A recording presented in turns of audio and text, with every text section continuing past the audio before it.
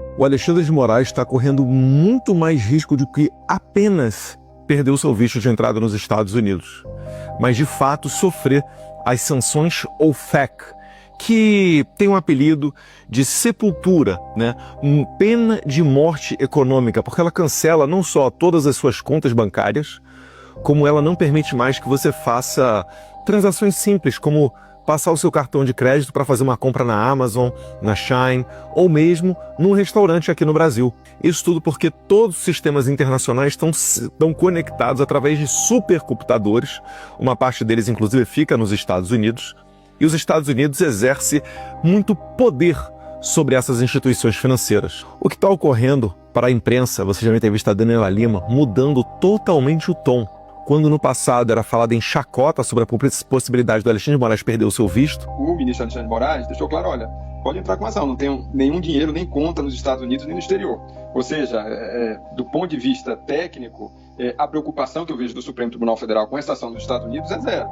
Hoje em dia, eu diria até que eles estão concordando com a gente, que existe muito mais possibilidade que o Alexandre de Moraes sofra sanções do que ele não sofra. Vamos mostrar para você, já está no blog, está na home da Globo.com, confere aqui, confere o texto lá, porque tem atualização. Os ministros do Supremo Tribunal Federal estão cobrando, gente, uma reação formal do Itamaraty às ações do Musk contra o ministro Alexandre de Moraes, que se tornou alvo de uma espécie de frente multifocal da família do ex-presidente Jair Messias Bolsonaro, por meio de Eduardo Bolsonaro, que está, inclusive, em eventos constantemente nos Estados Unidos, pedindo abertamente uma interferência em ações do judiciário brasileiro por meio, claro, de uma espécie de veto ao ministro, né? O que você tem é uma ação privada de uma empresa do Trump junto a uma rede social sobre Moraes. Se isso se tornar algo do Estado, aí a coisa escala. Isso, né? Eu vou lembrar para vocês de alguns fatos. Hoje, quarta-feira, será votado na CCJ do Congresso americano, né, da Câmara dos Deputados, o projeto de lei da deputada Maria Elvira Salazar, o qual fará com que os violadores da liberdade de expressão, ainda que no exterior, percam o seu visto americano, porque ela fala que não será permitida a entrada deles no território americano, quando eles violarem essa liberdade de expressão que está sagrada no artigo 1º da Constituição americana, contra norte-americanos, que é exatamente o caso em que o Elon Musk, né, e empresas norte-americanas. É claramente o caso onde o Elon Musk acabou entrando em conflito ali com o Alexandre de Moraes. O Alexandre de Moraes tirou o X do Brasil, não permite que a Rumble venha ao Brasil. Ele exige que a Rumble censure o Alan dos Santos, que é um asilado que está sob a jurisdição norte-americana, bem como Terça Livre e outras plataformas.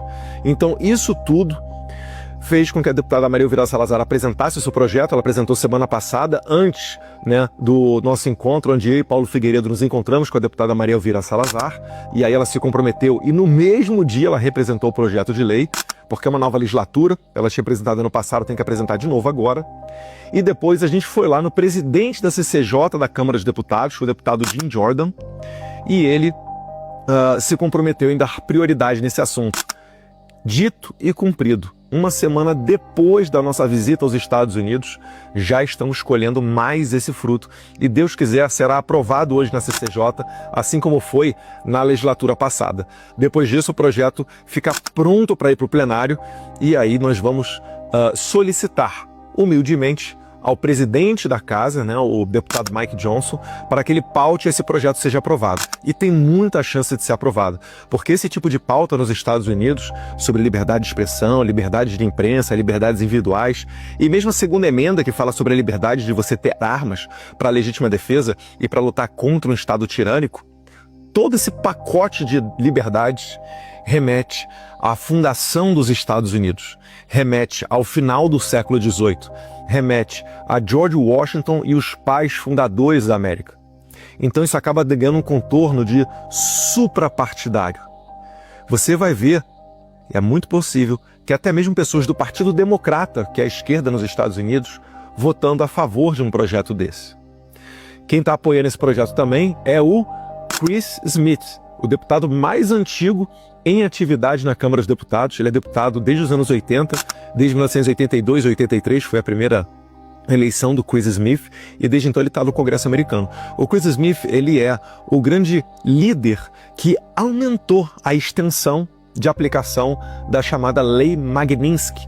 Magnitsky é o nome da lei que foi dado em homenagem a um russo que foi assassinado, e depois o Chris Smith, né, pegou essa lei que é direcionada aos violadores de direitos humanos, e agora também é direcionada aos violadores da liberdade de expressão, e ele estendeu, né, em 2016, depois de comprar a briga de jornalistas da Bielorrússia. Bielorrússia é a última ditadura da Europa, tá? Do lado ali da Rússia. Então ele conseguiu colocar adiante essa lei, porque ele é um deputado que é o tipo do perfil articulador, né? Vai na direita, vai na esquerda, tenta fazer os arranjos, né, de maneira bem moderada para tentar aprovar os projetos de lei. E teve sucesso em 2016 e quer ter muito sucesso agora também em 2025. Então o caldo para aprovação desse projeto está feito, né? Muitas conversas, muitos esclarecimentos, muita batida de porta para que deputados nos ouvissem e soubessem de fato o que está acontecendo no Brasil. Só que, ainda assim, mais do que isso agora, aprofundando o tema, nós temos uma novidade muito, muito interessante, que é o principal conteúdo para fazer a imprensa, os porta-vozes do regime, começarem a se tremer. O deputado americano Richard McCormick, da Geórgia, atenção, brasileiros da Geórgia, tá? A Geórgia é a quarta maior comunidade de brasileiros nos Estados Unidos. Pessoal, olha ali, só da região de Atlanta e em torno, já passa facilmente de 100 mil brasileiros morando ali, tá? Atrás apenas de Nova York, Boston e Miami. Saiu aqui a carta do Richard McCormick. Richard McCormick, ele passou muito tempo dentro das Forças Armadas. Eu e Paulo Figueiredo, nós chegamos a fazer um vídeo com ele, onde ele fala um pouco sobre essa questão da liberdade de expressão, um pouquinho da sua atuação. É interessante vocês assistirem. Estou eu no meio, o Richard McCormick de um lado e o Paulo Figueiredo do outro. Ele fez uma carta, que eu já adianto que essa carta deve ser seguida por outros deputados. E essa carta foi endereçada ao presidente Trump, com cópia para o Mike Waltz, que é o secretário de Segurança Nacional, e também ao Marco Rubio, que é o chanceler dos Estados Unidos.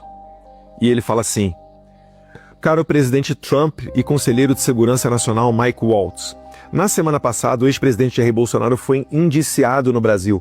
Indiciado para eles é quando começa o processo formal, não é um indiciamento policial que a gente está acostumado aqui no Brasil, tá? Foi indiciado no Brasil em uma tentativa flagrante do regime brasileiro de afastar o principal candidato para a eleição do ano que vem. Ele sabe que o Bolsonaro lidera as pesquisas, tá? Nós apresentamos a ele as últimas pesquisas feitas no Brasil. A acusação do ex-presidente Jair Bolsonaro não é sobre justiça, é sobre eliminar a competição política por meio de guerra judicial, a lawfare. Assim como o presidente Trump foi alvo antes de fazer o maior retorno político da história. O juiz da Suprema Corte Brasileira, Alexandre de Moraes, que está na boca lá das autoridades americanas, transformou o judiciário brasileiro em uma arma para esmagar a oposição, proteger o presidente Lula e fraudar a eleição de 2026 antes que um único voto seja lançado. Suas ações são um ataque direto à democracia, à liberdade de expressão e ao Estado de Direito. E, respeitosamente, solicitamos que você tome medidas para garantir que o Brasil celebre uma eleição livre e justa em 2026. E o deputado Richard McCormick, ele continua: Moraes não é apenas um problema para o Brasil. Preste bem atenção. Ele é uma ameaça crescente para os Estados Unidos. Ele já tentou censurar empresas dos Estados Unidos, suprimir a liberdade de expressão e minar a soberania digital americana. Seu ataque a plataformas como X e Rumble levou a processos judiciais da Trump Media, expondo seu flagrante desrespeito à lei dos Estados Unidos e às proteções da primeira emenda da nossa Constituição. Então, meus caros, eu hoje tranquilamente falo para vocês, né? Só esse ano eu já fui 3 vezes, estou indo na 4ª vez agora para os Estados Unidos e pode ter certeza que não é para pular carnaval. A batata de muitas autoridades brasileiras está assando. Os advogados do Trump que estão movendo esse processo contra o Moraes, eles falam que é muito semelhante, para não dizer idêntico, o caso do Alexandre de Moraes com o caso do promotor do Tribunal Penal Internacional que já sofreu as sanções OFAC. Em ambas as oportunidades, eles estão tentando invadir a competência, a jurisdição norte-americana. E foi essa a razão pela qual não só o promotor do TPI, mas como todos os investigadores foram sancionados pelo Trump.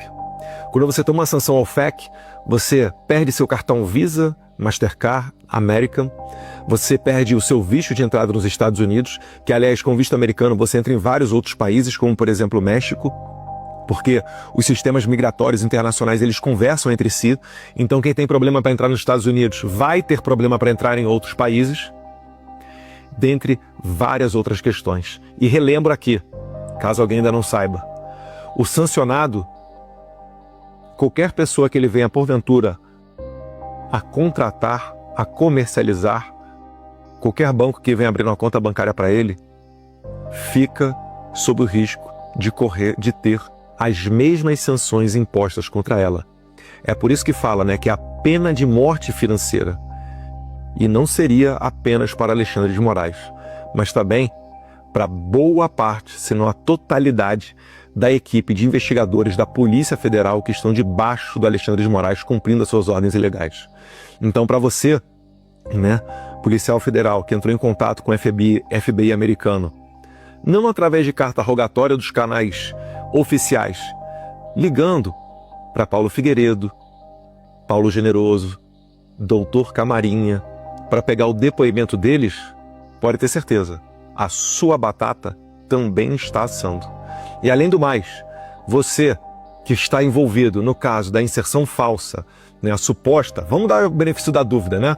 Suposta inserção falsa do Felipe Martins nos Estados Unidos, a sua batata está assando mais ainda, porque aí você meteu o pé fundo, né, na jaca de um delito, de um crime nos Estados Unidos, e lá política migratória não é brincadeira, fronteira não é brincadeira.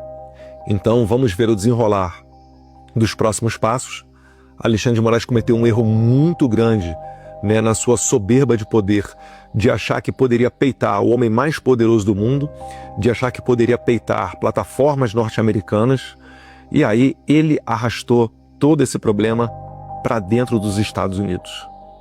Vamos ver as cenas dos próximos capítulos, mas se Deus quiser, nós estamos assistindo o começo do fim. Que Deus abençoe a América, que Deus abençoe o Brasil.